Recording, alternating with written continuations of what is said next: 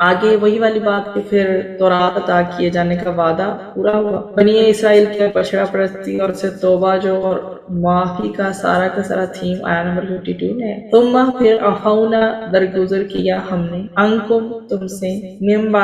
بعد ذالک اس کے، لعلکم تاکہ تم تشکرون تم شکر ادا کرو، اور پھر ہم نے اس کے بعد بھی تمہیں معاف کر دیا تاکہ تم شکر گزار کرو۔ تو یہ عفونا جو ہے عین فا اور واو سے ہے، اور معاف کرنے کو کہتے ہیں ہم نے معاف کیا، اور جو عین فا اور واو جو عفو ہوتا ہے گناہ کے محو کرنے کو کہا جاتا ہے۔ اب تشکرون جو ہے اس میں شکر ہے، اور تم شکر کرتے ہو یا تم احسان مانتے ہو، تو جو ہمیں ایک رائے ملتی ہے مفسرین کی، تشکرون سے جو شکر سے یا شین کا افراد جو ہے اس شکر سے مراد اطاعت ہے۔ شکر قلب،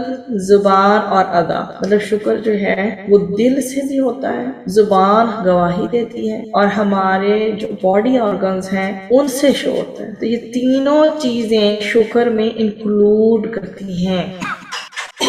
جس کے اندر دل بھی آپ کا انوالو ہو، آپ کی زبان سے بھی ویسے ہی کلمات نکلیں، اور آپ کے پوسچر سے، آپ کے اعضاء سے، باڈی آرگن سے شو ہو آپ شکر گزار ہیں۔ اور جب بھی کبھی شکر کی بات ہے یا ویسے بھی زندگی میں اللہ سبحانہ وتعالیٰ سے مانگا کریں کہ اللہ سبحانہ وتعالیٰ ہمیں شکر گزاری عطا فرما۔ تو اور اس میں یہ کہا جاتا ہے کہ نعمت کا شکر اور اس کا ذکر جو ہے وہ کرنے کے حوالے سے جہاں بات کی جاتی ہے، تو وہ نعمت کا جو بھی بلیسنگ اللہ سبحانہ وتعالیٰ نے دی ہے اس کا شکر یا اس کا ذکر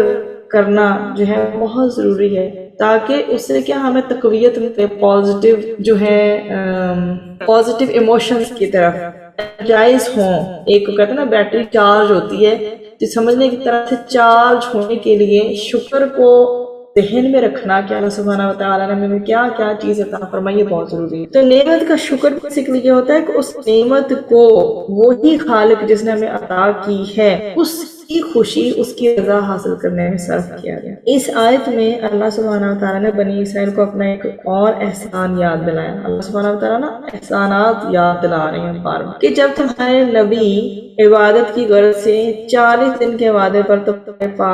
پاس سے کوہ طور پر گئے، ان کے جانے کے بعد تم نے بچڑے کی پوجا شروع کر دی، پھر ان کے آنے پر ان کے سمجھانے سے تم نے اس شرک سے توبہ کی، تو ہم نے تمہارے اتنے بڑے کفر کو بھی بخش دیا جو کہ شرک تھا، اللہ سبحانہ تعالیٰ نے بخش دیا۔ حضرت موسیٰ علیہ السلام نے اللہ تعالیٰ کی بارگاہ میں عرض کیا کہ اے اللہ، اے میرے خالق و مالک، تو نے مجھے بے شمار نعمتیں عطا فرمائی ہیں اور مجھے ان پر شکر ادا کرنے کا حکم بھی فرمایا، مگر اے میرے پروردگار، میرا کسی نعمت پر شکر ادا کرنا بھی تو تیری ہی نعمت ہے۔ اللہ تعالیٰ نے فرمایا کہ اے موسیٰ، تم بڑے عالم، اس زمانے میں تم سے